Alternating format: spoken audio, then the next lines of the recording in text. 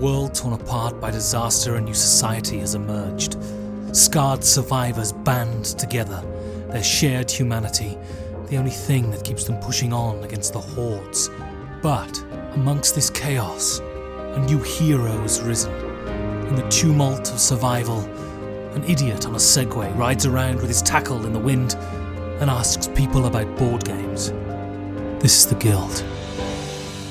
Starring Ben Maddox as a living condemnation of the public school system, and Stephen Syrek as the embodiment of middle-aged opinions. What will they talk about this week? Will it make any sense?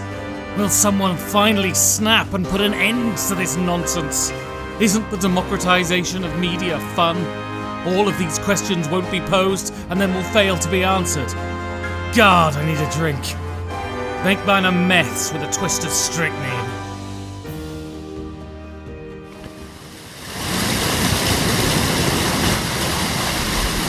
Well, I want to start by apologising. Okay. I didn't mean to lose it. It's just, how do I say this without sounding,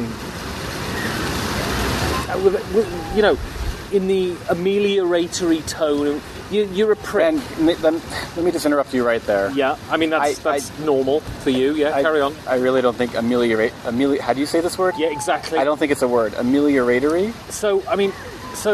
I'm trying to apologise. Ben, let me stop you right there. Yeah, okay. I want to apologise. Okay, what do you want to apologise for? I want to apologise sincerely for calling you out the last time we were together at the end of a wonderful trip. It was rather on some genuinely insensitive remarks that you made. I found it a little bit like virtue signalling, personally. I thought you were trying to advertise to the people around us that you were just this pure, sort of lovely person, and actually you denigrated someone who you shouldn't have denigrated. I'm sorry, you think this is the kind of person I am. It has nothing to do with virtue signaling. In the moment, I felt... Anyway, it's not important. Yeah, it's water. I shouldn't have called out your inappropriate behavior on air. Absolutely. And the thing is, it's true. I shouldn't have then gone on to my blog and written that highly correct, 100% correct, diatribe about you being horrendously, annoyingly pedantic and an arrogant knobhead and just just constant interruptus, Stevus interruptus. I shouldn't have written that long, entirely correct 75,000 word blog post about it. I agree. Do you see how I didn't interrupt you there? That required real effort. I thought you were dead, to be honest. You didn't have to go and torch my wing of the compound. I think maybe you went a little too far. But it gave you something to do. It's the problem with this kind of environment. It's the boredom that gets you, not the zombies. Yeah, but you've got me bunking now with, what's his name? I don't remember names. You told me that all you'd ever dreamed of in your life before the fall was sharing a room with Meeple Pete. And now it may be a cryogenically frozen corpse, but you get to do it. Well, I think it's just his head. Isn't that the best part? It's not a complaint. That's like a ruby in a crown. So you should be thankful. Yep. It's just me and Meeple Pete's head. Yeah. And there's some other random guys like I don't know their names. Isaac, Tony. Yeah. All kinds of people that you've had in and out of here. I can't remember their names. You call them random. It's rude, isn't it? Is it? They have been... And now you're calling me out. They've been evolutionarily chosen. They have survived. Nature has thrown the most You mean because they run faster than their children? Anyway, so I was going around the compound, and this week I was asking people stuff, and mostly, of course, usually it's people weeping, people shouting, "Why would you ask me such a pointless question? Everybody I know is dead!" But some people answer. I think that they're being a little bit rude and only thinking about themselves, to be honest. Well, that's true. There's no end of narcissism in this people post-apocalyptic just want world. to complain. You know what? I say it's an opportunity. Before the fall, look at it that way. Before the fall, it was like, real pedantic, sort of little-minded assholes going, "Oh, someone's not parking their bike in the right place in my hallway in my house. Shit like that. I don't know why I plucked that example out of the air. It's a serious problem. Yeah. Well, it was. And now it's like all of my family and close acquaintances are dead. I mean, I see it as no difference. Just keep it to yourself. No one wants to know. This is a good point. Anyway, so what I was asking people this week was, I wanted to get to the core of it, Stevie. To the nub. To the hard to bite into centre. Brass tacks. Exactly. That's interesting because you get taxated on... Is taxated a word? I can't speak! I'm very traumatised. What are brass tacks? Everyone I know is dead. Can we get some of these brass tacks? Do you imagine like scattering them around the compound? They could maybe slow down. You just asked what brass tacks are and then implied by your answer that you knew perfectly well what brass tacks. No, I don't know what they are. I'm just assuming they're tacks made out of brass. That's my guess. But it must be something else. Anyway, so I was asking these people and I asked them, what is the core of it? What is getting down to the tax on brass, which is a really odd tax to have introduced in this post-apocalyptic Good game, world. though, right? We're talking about brass today? Right. And I asked them what makes games fun. This is maybe the best question that you've come up with. Yeah, I came up with it. It's the best question I've come up with, Steve. This is why you're the host. Yeah, because I came up with the question. Because you come up with questions. I mean, what did you do? What input did you give? I told you I was available on a Sunday. Yeah.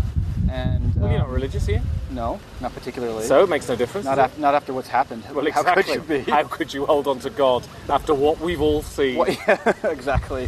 What I've had to live through. God is dead to me. Have you lifted up the jar and drunk a little bit of the cryo juice from Meeple Pete's frozen head? Yeah. I mean, that's the first thing that you would do. Well, I mean, imagine the genius that's going to come up. Anyway. So, what for you makes a game fun? What does fun mean in this context? Or is that too woolly a term? Is it multifaceted? Is it single-faceted? So, I recently came back from a little excursion to the wasteland that is North America. Yeah. And let me tell you, there's nothing left. Oof, it's rough, yeah. I don't even want to tell you the kind of people who live there now. And what they're like and what they say, what they believe.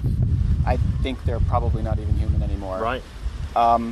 Anyway, I managed to get into my archives and I retrieved a very special volume and I brought it back with me. Okay. Homo Ludens. Oh, by Huizinga. Huizinga. That's what I said. Yeah. Famous Dutch historian, social theorist. Roberto Huizinga.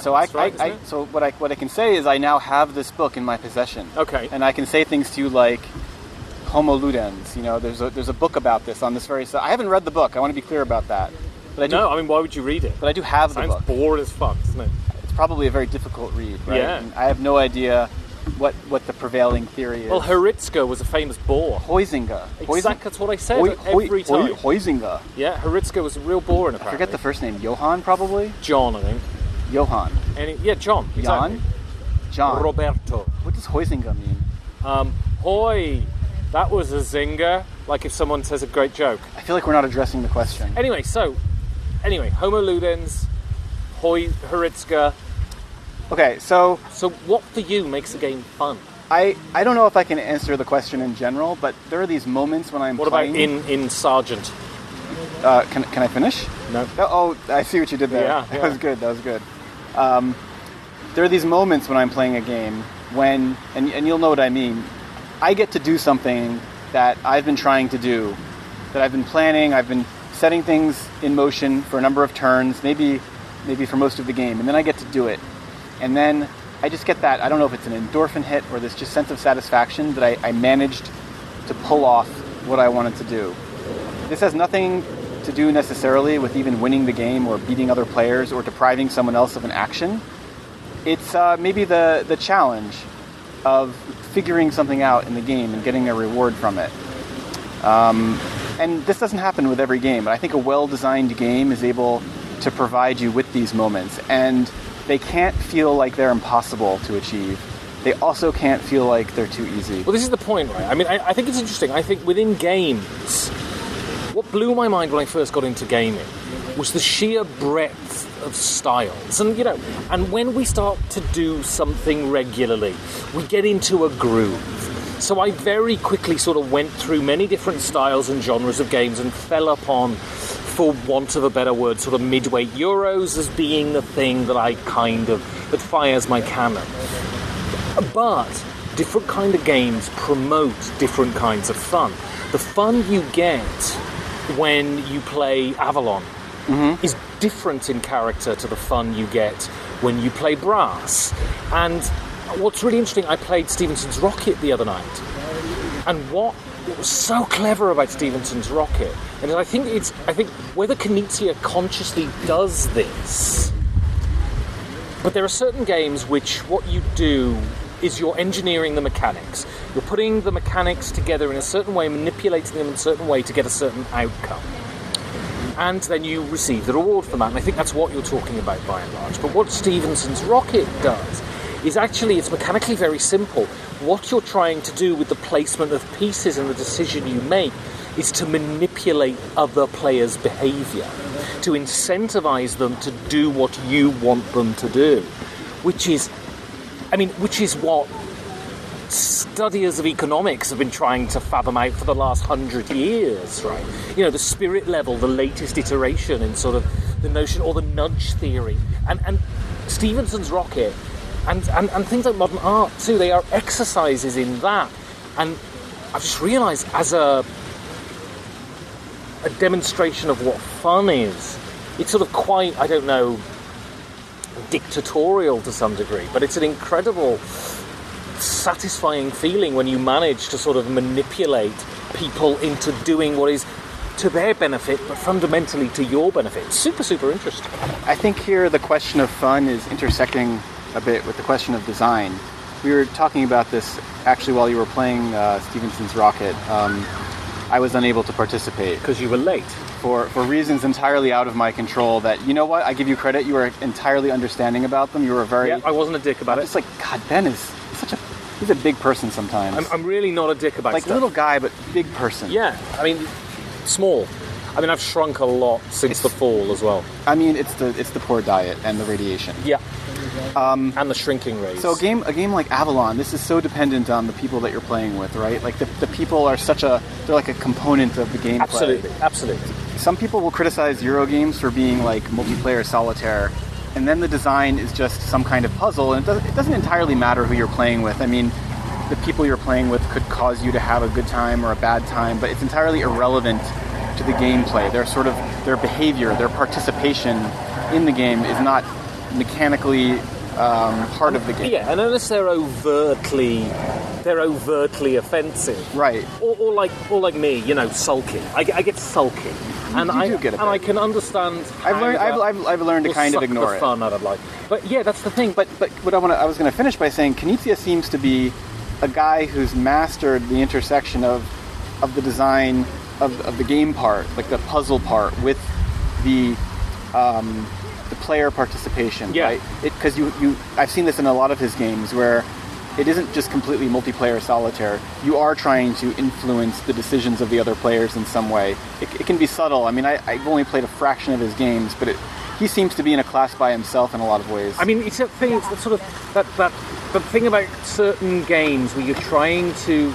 It's a new buzzword, but positive player interaction, right? And it's super difficult. So negative player interaction is kind of simple. You move your shit here, you shoot your guns at this guy, and you take something away from them, right? Mm-hmm. And that has been the basis of games for, you know, at least since H.G. Wells started miniature gaming in the late 1800s, right? Did he? Yeah, with Little Wars. I didn't know that. Yeah. The Time Machine guy. Yeah.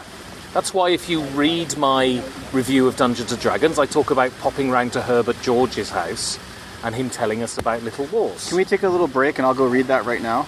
I recorded it. You should listen to it. Okay. Anyway, but, so, you know, what's been a new thing? Because I think people kind of understand that we live in late-stage capitalism, right? Well, lived. Lived in late-stage capitalism. And sort of life's stressful and annoying. And so there is this feeling that people don't want confrontation in their free time. And I understand that in part. And so people have been looking for ways to make a game satisfying and crunchy, but without that sort of attacking element. And there's two strands, right? There's kind of Euro games where the mechanics are super solid. It legislates for a consistency of experience, independent of who's playing. And then there's things like these Knizia games, which are trying to generate that positive interaction around the table, so you do look up from the board occasionally. I like both kinds of games, but what amazes me about my sort of rediscovery of Knizia is how seemingly you would think he's from his demeanour and the way he talks about games, that he's kind of a robotic guy who enjoys the interaction of mechanics, but he has an implicit understanding of human nature, because he is able, through game mechanics, to allow you to manipulate other people. He has an understanding of that. It's psychologically very interesting. Yeah, this point about human nature, it's really interesting. I mean, the way that a game creates a little miniature world, a simulation. Or a magic circle, if you will. Yeah. And if you look at some people when they're playing, the question of fun is pertinent. I mean, you can look at some games, like say of Avalon, you can tell people are having fun. They're raucous, they're loud, noisy, ebullient. If you watch people playing a Euro game, I wouldn't say they're not having fun, but they could be taking it quite seriously. I always find these pictures from game conventions hilarious, when you just have a row and row of table of people playing Euro games, and it looks like they'd rather be anywhere else. But Ambirona... Must be Roman. I was speaking to her, I think she's Roman, yeah. Ambirona means two Ronas. Right, exactly. Or she can use both. She can use both Ronas. Right. And so I was speaking to her, and she said something very similar. She said, fun is different for different people. I know some people who say they don't play games for fun, but for the intellectual stimulation. But I think that just means that intellectual stimulation is fun for them. For me, I think it depends on my mood. Some things are fun in certain days, like big boisterous party games or really thinky strategy games. They wouldn't be fun for me when I'm tired and I just want to relax, and that's the point, right? Yeah. Fun is satisfaction. I used to say, I don't think games are for fun. What they are is for satisfaction. But actually I've realised over time that satisfaction, that sort of warm feeling you get when you've finished, is just a subset of fun, right? It's just another way of demonstrating fun. I think maybe when you call something fun, it implies that it's not serious. Right, exactly. Like play isn't serious. Exactly. And interestingly, we lived in a world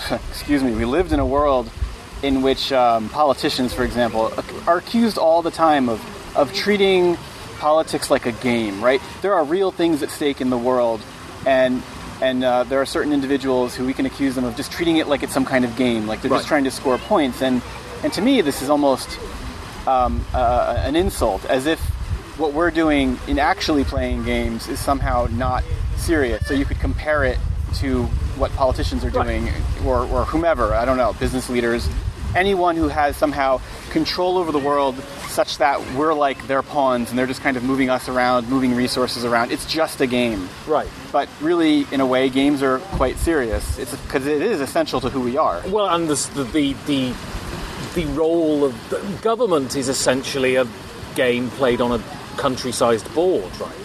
Tax law is all about incentivizing the population. It's about positive player interaction. If you think that marriage is something that is beneficial to your society, you give people tax incentives for being married. If you think that having children is something that's beneficial for society, you give them tax incentives for having children. If you think that serving in the military is beneficial for society, you instigate national service. All of this is positive player interaction, essentially. And you don't do any of these things for, like, cynical reasons, right? In fact, I completely agree with everything you say, and in that sense, you could almost wish that politics were more like a game.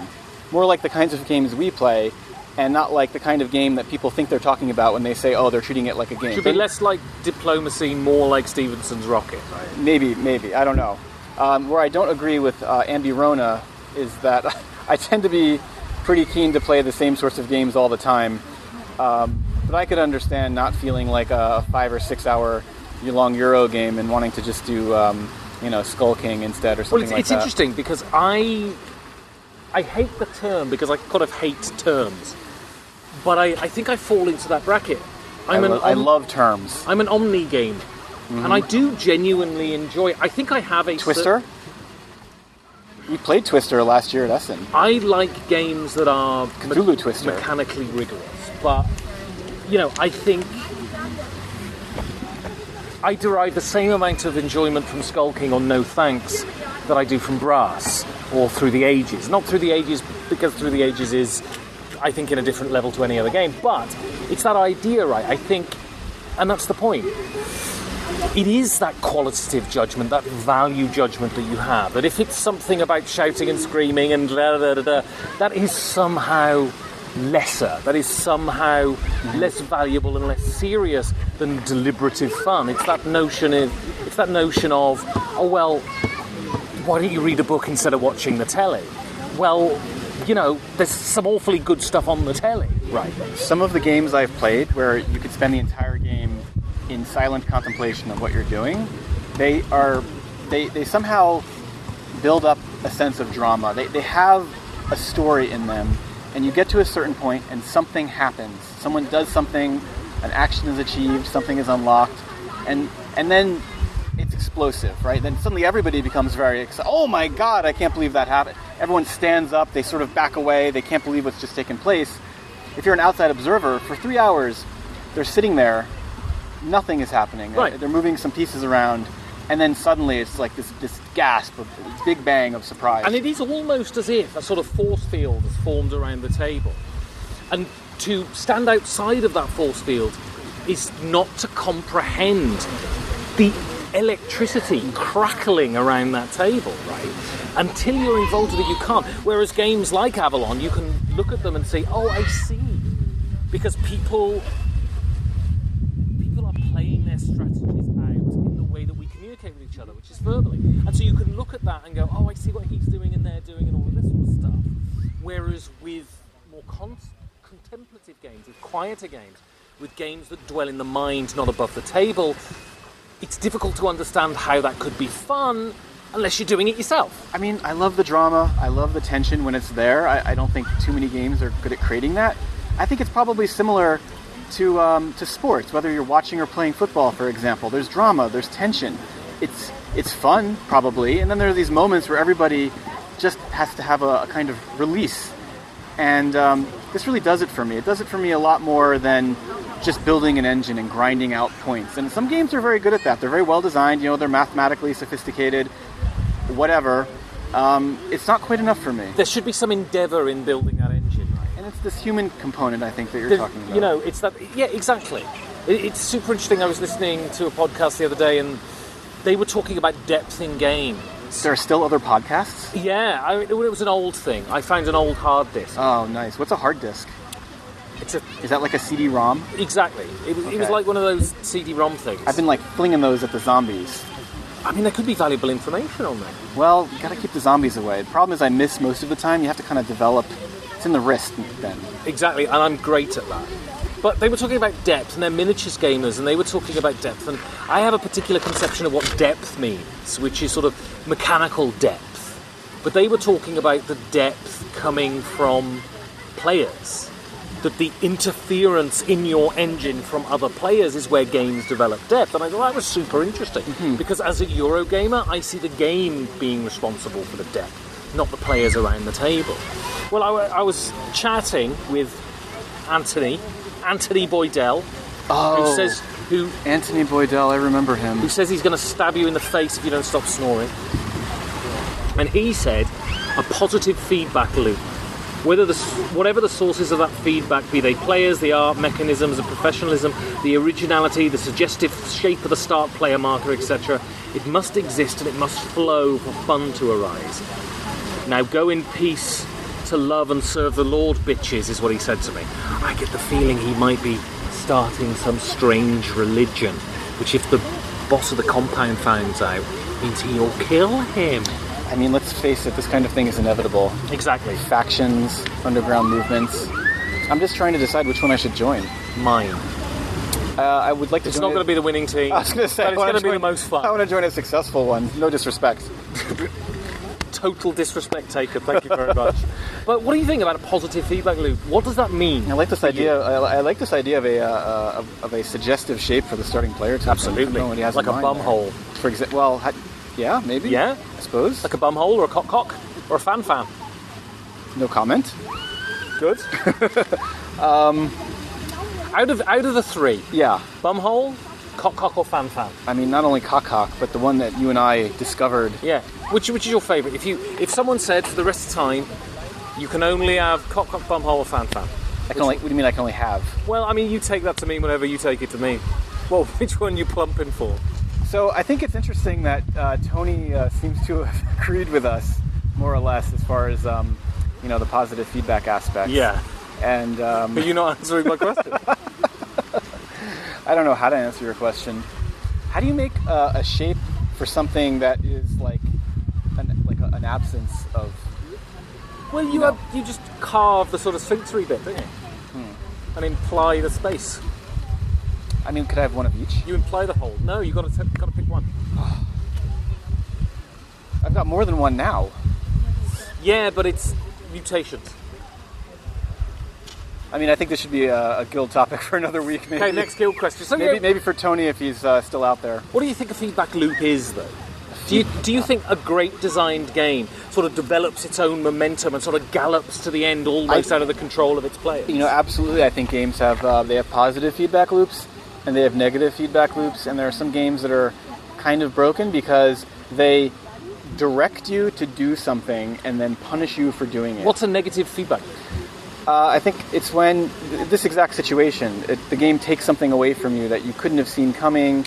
It somehow doesn't strike you as within the gestalt. You know what I think a negative feedback loop is? What? Is when a game incentivizes you to do the thing that isn't the most fun.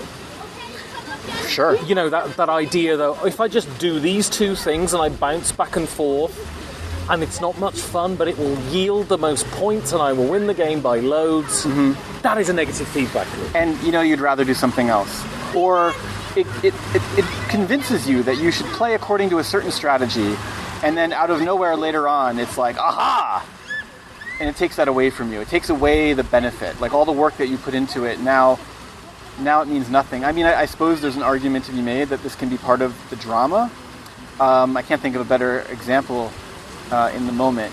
But in a way, it encourages you not even to trust the game. You're always thinking in a game, what should I be doing? What should I be building toward? And gaming, the point is, I don't want to have the rug pulled out from under me. I don't mind setbacks, but I should see them coming. No? I mean, to a certain degree, you can argue that games are art, but often I think games are an idealized form of what we wish to see in the world. What games offer us that sometimes the world doesn't is a modicum of control and an understanding that bad stuff is going to come, but it doesn't take you by surprise. That's what mitigation is in games, right? Mm-hmm. You need to be. That's why rolling a die and that's it is frustrating, because you are there being treated by the prevarications of chance, and there's no way to control it. Games are essentially positive in that they allow you to assert some kind of control, even over negative situations. Well, I don't hate dice rolling necessarily. There is something I've said before. There's something inherently fun about rolling a bunch of dice, and people gamble for a reason. Right. They live in anticipation of the aleatory outcome. Right. And, nice. Yeah. I mean, great word. That can definitely be part of a game, and it doesn't bother me. I understand why it bothers some people. That's not even what I mean. It's sort of like the game has lied to me somehow. Well, so I think a great example is, so it's about expectations, right? Yes. You're playing Warhammer 40k, Blood Bowl, something like this. You understand implicitly the dice, that chance that is going to come from dice rolling shit is going to happen. Yep. And so you're prepared for it. But I think, for me, sort of the biggest sin is when a game promises a certain thing and then just drops it into the equation by surprise. I think Terraforming Mars is a game that promises to be essentially a sort of medium-weight Euro game in which, you're able to cultivate your own civilization, and it's down to your success or failure whether you achieve what you want. Mm-hmm. And then it just throws those cards in where you can just play the card and say, oh, all your plants are fucking dead. Oh yeah, these take that cards. And it's just like, that is a swizz. You're pulling the rug out from under me. Yeah. You're not allowing me any and I say, but with the drafting. But still, at the same time, it seems out of keeping with that game. How do you feel about games in which it's possible that on your turn you can't do anything, or you can't do anything interesting? I think it's unforgivable.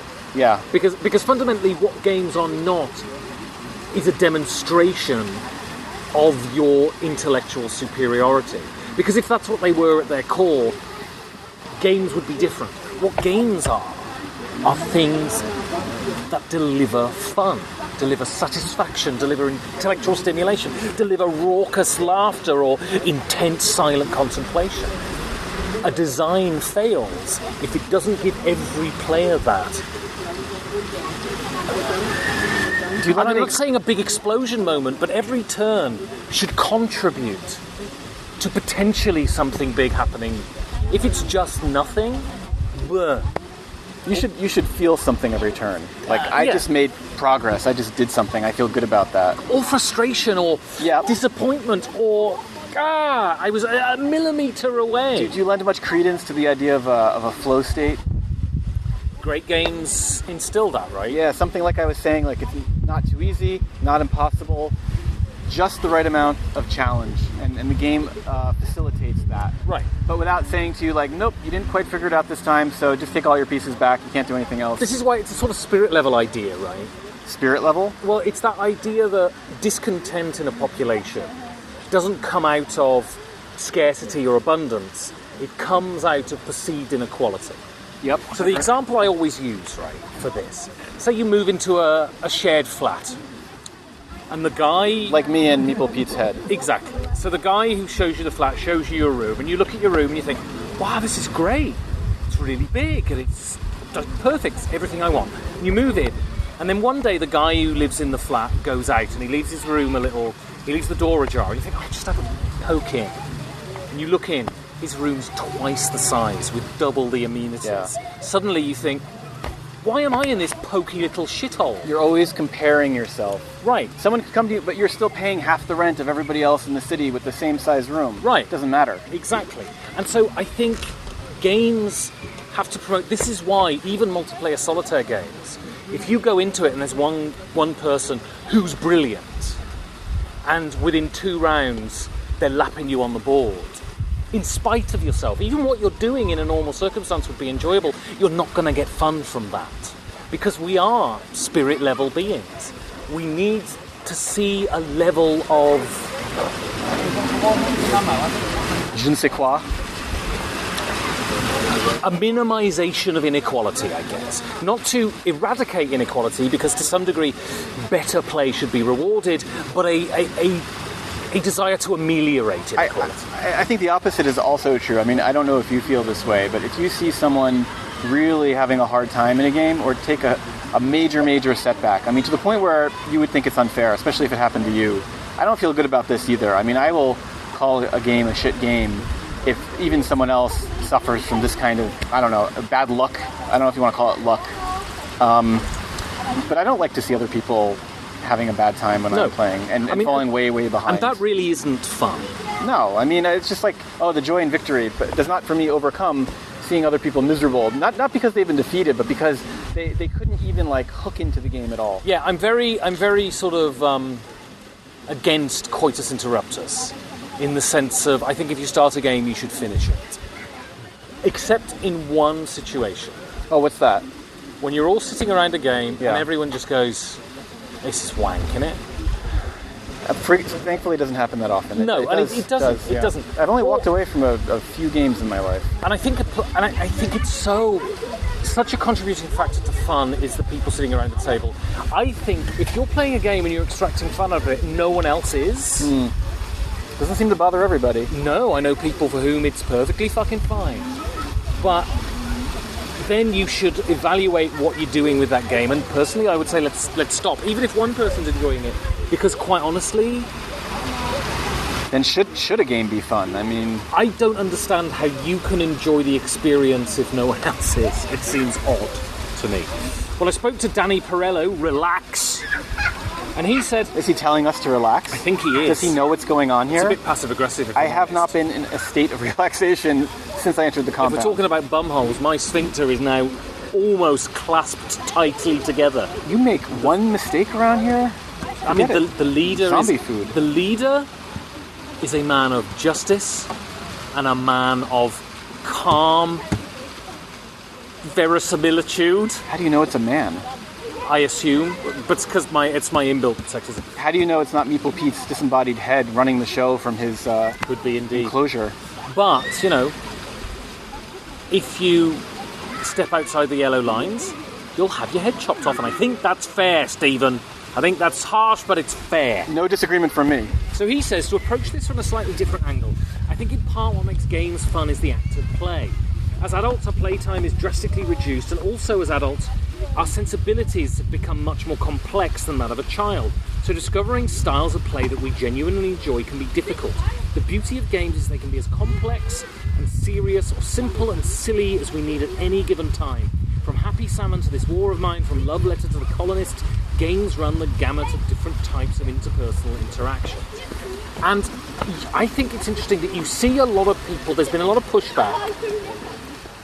There's been a lot of pushback recently about people saying, you know, don't tell someone they're a dickhead because they find a certain thing fun. Mm-hmm. And I agree with that entirely. But also, it's kind of hard when you think something is super valuable and you see something else and you think it doesn't hold the same value. It can be very difficult to keep your mouth shut. This is like you and Kaka Alarm. Exactly. Well, no, I mean... Greatest game of 2018. But I think it's very important to understand the beauty, I think, of any art form.